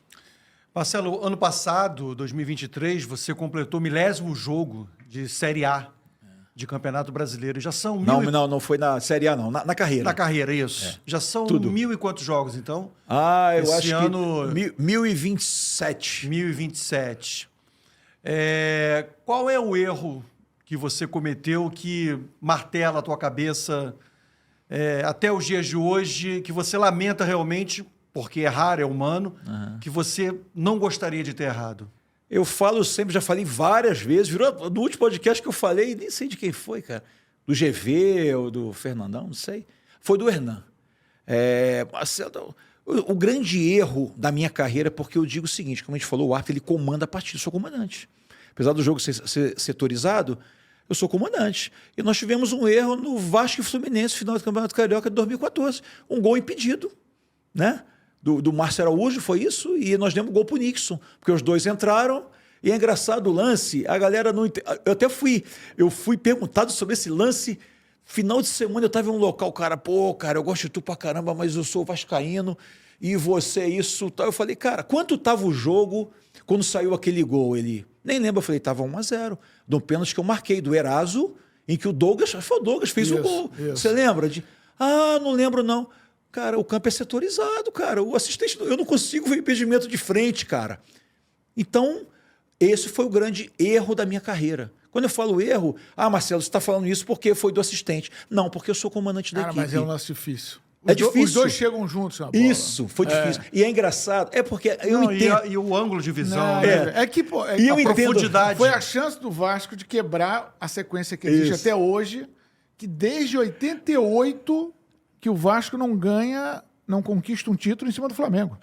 Desde 88. Ali naquele ano ia quebrar, pelo menos, a sequência, e segue a sequência. E o mais interessante desse lance, cara, foi que esse lance não teve replay na TV, e foi o último lance do jogo. Quando eu acabei o jogo, eu saí e fui até meu vestiário, sendo cumprimentado por todos, cara. Vasco, Flamengo, foi interessante. Quando eu cheguei no vestiário, muito interessante, acho que eu não contei isso. Cheguei no vestiário, tô ali, tranquilo, vibrando, jogaço, meu irmão. Fizemos um jogaço. Beleza. Começou a tocar meu WhatsApp. Um grande amigo, Antônio Frederico Schneider, ex-árbitro, apitou clássico no Rio já. E ele, beleza, cara, apitou demais, tu é papo, parabéns, papá. Só tem um porém. Eu falei, o que? O gol do Flamengo estava impedido. Eu falei, não acredito, cara. Eu filmei e mandou. Quando mandou, eu peguei o celular, mostrei para meus assistentes, os caras ficaram lá 20, falei, cara, tá impedido, cara. Erramos, e aí? Engraçado, no outro dia eu estava no meu quartel dando serviço na porta do Cefam, lá, e todo mundo ia falar, eu falei, meu amigo, o meu melhor, foi engraçado, um comandante até me tratava muito bem. Aí, Marcelo, eu falei, comandante, o meu melhor, eu dei lá ontem, pô. Aquele é o meu melhor. E final de semana eu vou estar escalado, porque aquele é o meu melhor. Mas eu erro. Mas foi o Bandeira. Eu sou comandante, eu erro. Então, esse é o futebol. Esse é o futebol que com o VAR agora, lance, ali foi o quê? Um pé, 1 metro, o que seja. Esse é o futebol que aquele gol lá que o Douglas bateu, foi o Douglas também, né? Que a bola entrou, que o falecido Castanheira não viu entrando ali. Nossa, e que mas não aí era entrou muito. E que não era eu o árbitro. Marcelo entrou muito aquela Isso. E que não, e muitos jogam na minha conta, que não era eu o árbitro, era o Eduardo É a época Cordeiro. que tinha o árbitro de trás do campo. Adicional. Foi 2014 mesmo, aquele Aquilo jogo. não funcionou, né? Aquele árbitro tradicional atrás do gol. Não, sabe por quê? Foi até apelidado de Samambaia. Isso, foi engraçado que no outro dia eu liguei pro Castanheira, meu amigo, Castanheira, pessoa da maior qualidade. Castanheira, o que aconteceu ali? Marcelo, eu não tive certeza, cara. O que eu posso fazer? Eu falei, tá certo, não dá o gol. Não tem certeza? Aí, se você for olhar, parando é fácil. A bola, pum, e sai. É uma coisa de louco. É a nossa falibilidade humana, cara. A gente é humano. Por isso tem um chip na bola. E tem um chip na bola. Por isso que tem o VAR agora. Só que eu entendo a galera não quer saber. E aí, é assim que funciona o futebol. Esse foi o grande erro, Aelo. Eu não lembro no outro grande que eu causei com a minha arbitragem, né? Querendo ou não, mas eu sou o comandante, não vejo. Pelo peso do jogo, né? Decisão de título. Não, né? 1023 jogos, tá lembrando de Imagina eu chegando em casa positivo. com a esposa vascaína, que não vê jogo, mas é vascaína. Com a família da esposa toda vascaína. Com meu pai vascaíno, imagina. Tem resenha, cara. A cobrança foi onde? Tem. Foi em casa maior? A brincadeira da esposa que me respeita muito, mas, cara, se eu comecei eu falei, pô, foi eu não, vou fazer o quê? A família esquece que a família... Meu pai me ligou, cara, como é que o Bandeira não te ajudou? Pô, pai, meu pai foi árbitro, mas é vascaíno, eu já sabia, né, desde que... Então é isso, cara, a cobrança existe, mas uma cobrança sadia, mas sabe, respeitosa, sabe que eu fico muito chateado com o erro, cara. Acaba. Quando a gente tem compromisso com o que faz, cara, acaba. Eu fiquei muito chateado. Porque o respeito pela identidade é muito grande. O torcedor não entende isso, eu compreendo. Mas o respeito é muito grande. Igual vocês, quando comentam, de repente dá um furo, né? Sim, a gente fica chateado com o nosso erro. Porque é a nossa profissão. É a nossa profissão, cara. A gente quer fazer o melhor sempre. Eles não acreditam, mas é isso. De 0 a 10, qual é a nota, Marcelo, que você dá para a arbitragem brasileira, comparando com diversas partes do mundo? Você que vê futebol, você já acabou de dizer aqui que vê campeonato argentino, campeonato mexicano, campeonatos europeus. Qual é a nota que você dá para a arbitragem brasileira? Porque tem uma coisa que me incomoda demais. Eu tenho essa opinião, eu acho que o Éboli também tem, mas alguns colegas nossos dizem o seguinte: a arbitragem brasileira é ruim, toda ela é ruim. Eu não conheço nenhuma categoria que seja todo mundo ruim. Não, também não. Não conheço uma categoria como jornalista que é todo mundo ruim, como médico que é todo mundo ruim, como motorista de ônibus que é todo mundo ruim. Então não acho que todo árbitro é ruim. Eu acho que é uma categoria que tem profissionais, não profissionais, né, porque não são pessoas, né, que são profissionais. Tem pessoas que são boas e tem pessoas que são ruins, como em toda a categoria, no caso profissional. Mas então, assim, qual é a nota que você dá fazendo esse comparativo com outros lugares do mundo? Cara, nós tivemos agora esse ano, né, o Rafael Claus apitando na final da Copa América, Ramon Abate apitando na final da Olimpíada, né? Edna fez um grande mundial aí, apitou semifinal. O Wilson Sampaio apitou a semifinal da Copa do Mundo. A arbitragem brasileira é boa, cara. A arbitragem brasileira, eu vou dar uma nota 8 para a arbitragem brasileira, porque eu estou dentro. Eu sei que ela é boa, ela é muito trabalhadora.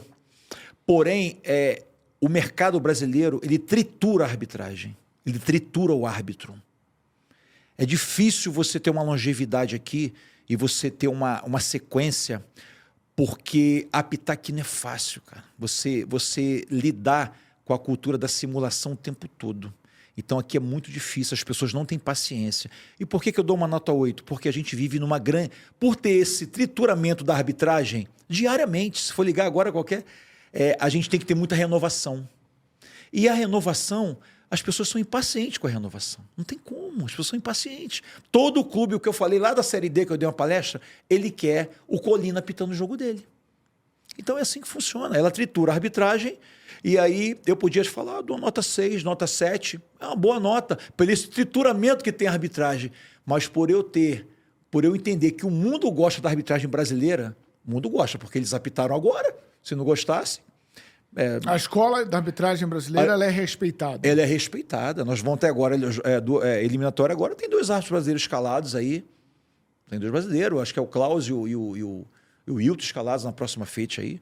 Então a arbitragem é muito respeitada, desde lá da época de Armando, a arbitragem muito respeitada, de Romualdo, de Arnaldo, de Reit, que em 90 foi considerado o melhor árbitro do mundo, o Reit aí, que muitos, né? Então eu acho que é uma arbitragem muito respeitada, ninguém quer saber, mas é difícil apitar no Brasil, não é fácil apitar no Brasil. É difícil, cara. Escândalo de arbitragem envolvendo manipulação de resultado, Marcelo. É impossível não falar, né, de 2005, o Edilson Pereira. E ali foi uma situação comprovada, o Edilson foi afastado, é uma situação criminal. Cara, o quanto que isso mexe com você na condição de árbitro, quando você fala filho da mãe? Porque aí é exceção prejudicando o todo. Né? Isso. Para você rotular o todo é muito fácil. Fácil. Cair nessa questão que o Chico falou. A arbitragem é boa, é ruim, é corrupta. Cara, e aí? Como é que você lida com uma situação como essa? E como é que você está vendo, inclusive, na medida que você tem a presença de uma carga muito grande de apostas, volume muito grande, tem todo um processo de regulamentação das casas de aposta, você fraciona o jogo demais. Qualquer detalhe no jogo representa dinheiro para alguém. E quem comanda esse jogo é a arbitragem. Em 2005 foi muito difícil, porque é onde a gente ia apitar, com todo respeito ao ser humano Edilson, porque errou, mas é um ser humano. Ninguém está aqui para pisar no Edilson. Foi um grande árbitro, cara. Teve aqueles problemas ali, mas foi um grande árbitro. Só os jogos dele aí. Mas em 2005 a gente o palavrão era Edilson. Vocês acompanham? A gente entrava no estádio, Edilson. Isso foi muito difícil para a gente recuperar a credibilidade. Só que o Marcelo Lima Henrique surgiu da oportunidade do escândalo da máfia do apito. Teve uma grande renovação na arbitragem brasileira. Então, para mim, foi muito positivo. Eu cheguei na Série A em 2007, depois do escândalo, 2006. Então, de uma coisa ruim, para mim ficou muito bom. Eu comecei a apitar. Só que no início foi difícil, a gente teve muita desconfiança, sim, ia apitar em alguns lugares aí. Qualquer coisa era dirigente querendo chutar a porta, isso era fato. Quanto agora, esse novo tema, né, em relação às apostas, para a gente, árbitro, ficou uma coisa muito salutar, porque futucaram, mexeram, pesquisaram, investigaram, e não tem nenhum árbitro citado nessa grande investigação pública que teve aí. E eu vi várias entrevistas do promotor lá de Goiás, né? Quando ele acabava de perguntar, tá, mas e um árbitro? Não é possível que não tenha um árbitro. Um cara, não, tem um... Aí o cara não tem um árbitro. Marcelo, será que não tem? Não sei. Né? A gente, tomara que não, o universo é muito grande, mas a justiça até agora provou que não tem. Então, a gente saiu grandão disso tudo. A gente está grandão disso tudo. Na máfia do apito, a gente saiu escorraçado. A arbitragem foi pro lixo. Mas no lixo surgiram flores, né? Eu consegui chegar ali. Você consegue detectar quando o árbitro não está normal? Eu consigo detectar quando o árbitro quando o árbitro não está apitando bem, está de má vontade no jogo. Agora é coisa muito subjetiva, né? Eu lembro aquele jogo de Copa do Mundo. Mas você já chegou a rever lances do Edilson depois do episódio? Fala, olha aqui, nisso aqui não tá legal, nisso aqui, nessa movimentação dele, né? Ele tem alguma coisa estranha. Vai além do dia ruim. Cara, eu revi alguns jogos. Eu não sei o que aconteceu ali, porque eu não vi nada de estranho, cara. Não sei se vocês viram. Teve um jogo que falaram que foi Figueirense alguém. Eu falei, mas em quê? Eu não consegui detectar, cara, no Edilson. E ele, agora eu vi um podcast dele, que ele fala isso. Ele fala que chegou na hora, eu não fiz, eu não consegui fazer, e eu fiz ao contrário. E eu vi alguns jogos, acho que foi, não sei se foi Figueirense e Botafogo, eu não lembro, cara. Mas teve um jogo que foi o grande boom aí, que eu revi. Eu falei, mas em quê? Em que teve aqui? Eu acho que o Edilson, eu estou só achando, ele meio que contava com a sorte. Eu vou, e se der, deu. Se não der, não deu. Eu acho que foi isso. Eu acho que até ele falou isso lá no podcast dele. Mais uma vez, com todo respeito ao ser humano. Marcelo, tu vai respeitar um ser humano que vendeu resultado? Vou. Até o final, eu vou respeitar o ser humano que errou, que pagou. Na época não tinha lei, não foi preso. Agora tem lei, o cara pode ser preso, né? Mas pagou aí, né? E que Deus abençoe ele. Mas não é que dá para detectar. A gente viu um jogo, cara. Foi na Copa da Coreia. Jogo Coreia e Itália, não sei. Que a gente viu um jogo ali, até o árbitro. Ele ali não estava legal, cara. A gente viu, o cara dava tudo para um lado. A Coreia chegou à semifinal, né? Não teve um jogo, eu não lembro o nome do árbitro. Houve muito questionamento dos dois jogos da Coreia. Isso. Contra a Espanha e contra a Itália. Mas não foi, mas não estou falando isso nem como árbitro, como futebolista, que a gente gosta de futebol. Não, cara. O cara só dá tudo para um lado. não tava legal ali. Então a gente começa a ter esse olhar mais clínico, né? Você já foi coagido antes de um jogo? Não, eu não fui coagido. Ouviu algo que não precisava ouvir isso? Alguém querendo algo diferente de você? Eu já contei essa história, não fui coagido. Eu apitando sub-15 ou 17, cara. Lá no interior, no norte fluminense. Eu só cheguei com o dinheiro da passagem, cheguei cedo lá no estádio. Aí entrei 3 horas antes no vestiário, aí o diretor... Meu filho, pode almoçar aí, cara, com a gente no refeitório. Eu só tinha dinheiro da passagem de ida e de volta, uma cidade muito longe. A gente, quando é sub-15, 17, é assim. Você vai com o que tem. E aí eu tô almoçando e ele falou assim, meu filho, almoça aí, se meu time ganhar, eu te dou um presente. Sem brincadeira, eu tava na metade do prato, ou um terço assim. Eu falei, pô, chefe, isso vai fazer eu ficar com fome, não faz isso não. Eu levantei e fui embora. Coisa de filho de nordestino, coisa de pessoa de bem. De filho de árbitro. De filho de árbitro. Eu falei, pô, não, desculpa. Não, chefe. Fui lá para fora e fiquei esperando os assistentes, cara. Eu acho que você vai criando uma casca. As pessoas vão te vendo, a tua carreira vai te dando uma credibilidade. E aí é igual vocês, na profissão de vocês. Pô, fala bem no cara ali. Não, esse aí eu não vou nem chegar, cara. Não vou chegar, porque esse cara é sério. Então eu acho que isso vai tirando, isso vai afastando. A tua carreira vai afastando esse tipo de pessoa. Sabe de quem eu tinha essa imagem, cara? Léo Feldman. Léo Feldman? Falecido Léo Feldman. É. Você olhava para o Léo Feldman assim, ali não tem como. Exatamente. Não tem como. Era o nosso... E eu cresci vendo o Léo Feldman apitar o profissional, eu fazendo o preliminar dele. E aí tinha uma época que eu era muito rigoroso, aí alguns árbitros mais antigos, Marcelo, eu falei, meu irmão, eu cansei de falar isso, falecido Léo, né? Meu amigo, o Léo apita. Por que eu não vou apitar? O Léo apita. Eu vou apitar, cara, eu vou ser nessa linha. Nem se compara, que o Léo era muito mais rigoroso. Muito mais. Mas, tem espaço pro Léo, eu vou apitar. E foi um FIFA sem escudo nosso aqui no Rio de Janeiro, né? Aí é o Léo, falecido. Dá para falar que hoje, com 53 anos de idade, está mais fácil de ser árbitro do que antigamente? Pelos recursos, por tudo isso? Ou... Não, tá mais difícil. Está mais difícil? Tá mais difícil. O futebol tá mais veloz, o futebol tá mais viril. Cada partida que você vai de Série B, Série C... Tem malandragem sempre aconteceu, né? Mas lá, quando eu comecei a apitar profissional, até a transmissão da grande emissora eram 3 câmeras. Hoje tem 28 câmeras, cara. Eu fiz final de Copa do Brasil aí, a última, Grêmio e São Paulo, tinha 38 câmeras. Você é muito vigiado, cara. Então, tá mais difícil. E tem que ser assim, porque o futebol ele é muito tecnológico agora. O jogo é muito rápido. Tem hora que você não respira. É uma coisa surreal. Tem jogadores que não conseguem nem falar contigo durante o jogo. Às vezes tem muita rodinha, tu nem entende o que os caras falam. Porque ele tá numa intensidade tão alta. É interessante, Você cara. pesca uns palavrões aí, Entendeu, né? cara? Cara, explica, cara. O cara não consegue nem se manifestar. Fica só ali, balbuciando. Então, tá mais difícil apitar hoje, não tá mais fácil. Então, antigamente era mais fácil, penso eu. Pessoal que é só tumultuar, né, cara? Vamos fazer um bate-bola para a gente poder encerrar? Vamos. Negócio de tumultuar, vamos, mas negócio de tumultuar.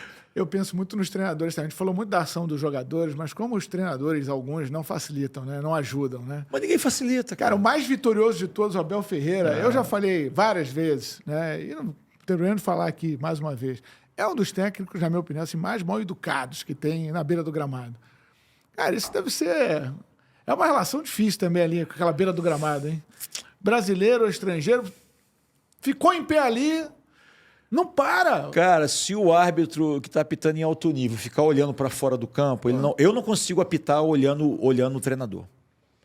É muita coisa para decidir dentro do campo. Eu vou no cara lá quando tá uma coisa muito exacerbada que o quarto você não consegue, o jogo não para. É que vocês não fazem jogo mais na beira do campo há muito tempo, né, Ayala? Mas quando você fazia, imagina, o jogo não para, o jogo é veloz, o Gandula pega a bola, tá repondo. É muito rápido. Isso. Tudo muito rápido. Quem dedura é o quarto árbitro hoje em dia. Quem ouve tudo é o quarto árbitro. É muita coisa para o árbitro cuidar. O árbitro tem que cuidar do Gandula. O árbitro hoje ele cuida do Gandula, do canto homofóbico, do canto da injúria racial, dos fogos que o cara sente, fogos, né? do banco todo olha só, eram 3 alterações antigamente, agora são 5, já mudam 10. Não, e no banco de reservas eram 7, agora são 12. Eram 4, agora são 5. Então, é muita coisa pro futebol, gente. Pro árbitro cuidar. Se eu ficar, juro pra você, se eu ficar olhando pra fora ali, eu não consigo apitar, cara. Eu prefiro focar ali. Chegaram a pensar em 2 árbitros em campo. Tentaram na Paulista, né? Mas são pessoas diferentes. É igual você narra aí vai 2 narradores. Aí vai ter você narra o gol aqui, eu narro ali. Mas bem que hoje em dia nós temos 2 árbitros não em campo, o VAR não deixa de ser. Isso. Né? É um segundo árbitro que está lá com outro olhar.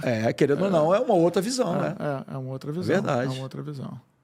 Vamos fazer? Bora. Fazer um bate-bola aqui, Marcelo. Melhor árbitro que você viu apitar? Me perguntaram há pouco tempo, eu nem citei o Arnaldo, porque o Arnaldo, para mim, é o Pelé da arbitragem. Para mim, o Arnaldo está em outra prateleira.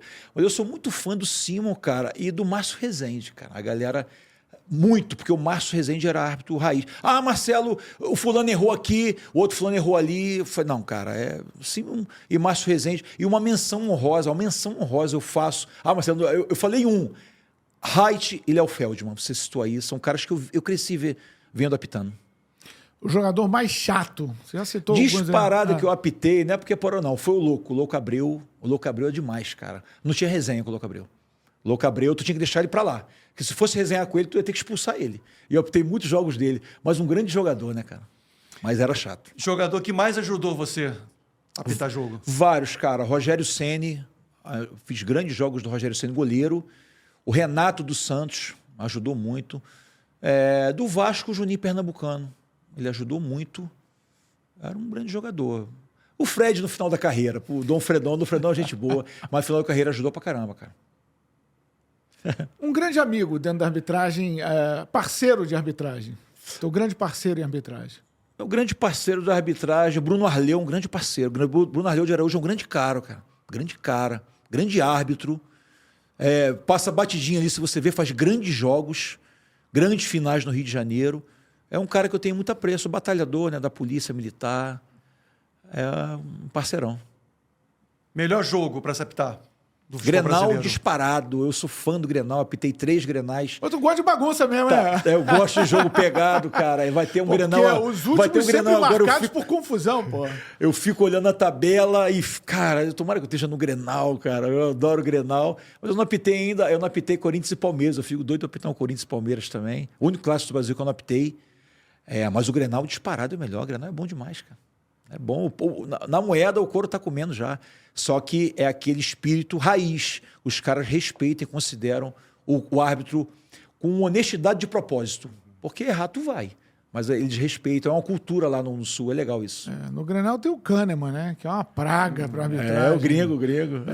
Hoje em dia, inclusive, não pode tocar no rosto, né, Marcelo? Não pode tocar no rosto, né? Não é assim, né? Hoje em dia tem muito teatro também, né? A gente tem que estar atento aos teatros. Se não fosse árbitro, seria o quê? Se eu não fosse árbitro, nem goleiro, né? Rapaz, não sei não, cara, não me vejo... Eu ia estar no futebol, cara, mas eu acho que eu nasci para ser árbitro, cara. Eu vou apitar até muito tempo. Eu tentei ser outras coisas, tentei parar já, cara, algumas vezes aí. Eu tentei, mas eu acho que eu vou ser o árbitro mais velho do mundo aí, não sei até quando, mas eu vou apitar muito tempo ainda. Eu gosto muito de estar ali, cara. Você consegue se encantar com um jogo? Assim, tem algum time marcante para você como árbitro? Pô, eu tenho orgulho de ter apitado um jogo deste time. Do campo você conseguiu curtir uma grande atuação desse time. Sem fazer associação nenhuma, por favor. Não, né? sim. Eu apitei um Atlético Mineiro e São Paulo com Ronaldinho Gaúcho, Jô, lá na arena ali do América, né, Arena Independente, que o Ronaldinho fez um gol, que ele estava bebendo água do lado do Rogério Ceni, o Marco Rocha bateu lateral. Aquele jogo ali, eu curti aquele jogo, porque os dois times jogaram muito, foi um jogaço aquele jogo ali. Aquele jogo ali foi um jogaço. Mas, cara, o jogo que eu falei, cara, agora eu sou árbitro, foi o Uruguai e Argentina, cara. Eu tenho Uruguai e Argentina, eliminatória da Copa do Mundo 2013, em que estava todo mundo no Uruguai, todo mundo, desde o Muslera até o Suárez, na Argentina, todo mundo menos o Messi. O Messi estava machucado. E naquele estádio centenário, cara. Aquilo ali é o tempo do futebol. Aquilo é demais, a atmosfera. E eu apitei um Uruguai e Argentina, cara. Poucos árbitros apitaram. Eu tenho orgulho, né? Não é vaidade, não, mas ali eu falei, opa, agora eu sou árbitro. Agora pode bater, meu irmão, que não vem, não. E o jogo acabou tudo bem. Você falou nesse estádio, o grande palco para você? Maracanã. Disparado, Maracanã. Primeiro jogo que eu apitei no Maracanã, o Botafogo e América, o jogo não era meu, quem ia apitar era o Marcelo Venito. O Marcelo estava com processo contra o Reginaldo Matias, ex-presidente do América. Saiu do jogo, me ligaram, tu vai apitar Botafogo e América. Ali foi demais. Maracanã, eu fiz grandes finais no Maracanã, grandes jogos no Maracanã. O jogo mais marcante para mim no Maracanã foi um Fla-Flu, um 5-3, E o... Aliás, o nosso amigo Iata Anderson falava, foi o Fla-Flu do século, foi um 5-3. O Flamengo perdia de 3-1 pro Fluminense, ou 3-0 e virou para 5-3. E eu tinha expulsado o Álvaro, com -1 ainda, o Álvaro zagueiro. Esse Fla-Flu marcou muito. E a estreia do Deco no Fluminense. Marcou demais, Vasco Fluminense. Porque eu vi o Deco jogando videogame, cara. Quando eu vi no campo ali, eu falei que esse cara joga demais. Ele era outro nível, cara. O Deco era outro nível. De tocar na bola, eu falei, cara, demais. Então, é isso que move a gente, cara. Foi esses jogos que marcaram muito. Árbitro pode dar parabéns ao jogador que faz golaço? Ah, eu dou, cara. Eu dou, já dei vários. Golaço. Teve uma vez, eu estava pitando um jogo no estádio de São Paulo, deixa eu falar, não, porque daqui a pouco o nego vem em cima. Aí o jogador, o Marinho, que está no Fortaleza agora, ele fez um golaço. Quando a bola tá entrando, eu golaço. E já tinha o VAR, eu acho. Aí depois, cara, tu não pode falar isso. Aí eu falei, cara, eu sou do futebol, cara. E tem uma passagem dessa vibração com o jogador, com o Dida. Dida goleiro, como eu fui goleiro, né? O Dida tava jogando na Portuguesa, um Português e Grêmio. O Dida fechou o gol, cara. E eu tava ali, falei, cara, esse cara é campeão do mundo, que eu sou fã desse cara. E apitando o jogo encantado com o Dida, mas na minha, né? Autoridade. Aí acabou o jogo, o Dida veio daquele jeito tranquilão dele. Professor, porra, parabéns, cara. Você apita demais, você é muito bom, cara. Parabéns. Falei, cara, tu me deu um troféu, cara. Sou teu fã. Não, cara, você é alto nível. Falei, pô, obrigado, cara. Aí ele tirou a camisa pra me dar. Eu falei, não pode não, cara. Aí ele mandou no vestiário a camisa dele. Mas são esses momentos, cara. Um cara, ele não vai lembrar disso, mas marca pra mim, mas as coisas são marcantes. É isso. Bacana. Curtiu? Beleza. Curtiu, Marcelo? Ah, show de bola. Se deixar, a gente vai embora, né? A gente é do futebol. Verdade. Papo da vida, a arbitragem, é isso. Obrigado pela presença, mais uma vez pela deferência, pelo reconhecimento ao nosso trabalho, em estar aqui, batendo esse papo. Foi bom demais, Marcelo. Valeu mesmo, cara. Valeu, espero que todos tenham gostado. Você e o Ébola aí são pessoas que eu gosto. Ébola eu conhecia da TV, né? Mas a gente vê o alto nível, né? Porque eu tô aqui não. Mas é sempre bom estar com gente de alto nível, que gostam de futebol, fala sobre futebol. Espero que a galera tenha gostado aí também, que aqui tem o ser humano, tá? Eu sei que alguns aí não entendem muito bem, aqui tem um ser humano que ama futebol. Até porque essa é uma das funções do Conta e Manda, né? É verdade. É isso aí, é trazer grandes histórias. É contar grandes histórias. Trazer personagens. É humanizar o esporte. isso aí. A gente tem esse objetivo. Isso é muito bom. Entendeu? Nos mais diversos setores do esporte brasileiro, e a arbitragem é um setor importantíssimo. Obrigado, Marcelo. Muito Valeu. agradecido, prazer é meu. Hoje foi Marcelo de Lima Henrique, que bateu um papo com a gente aqui no Conta e Manda. Você continua curtindo a gente, aquilo de sempre. Segue a gente, ativa o sininho, Ó, o sininho aí. Compartilha, curte, manda para os amigos, para os inimigos também. E a gente vai voltar com outros convidados super bacanas. Até a próxima, galera. Valeu.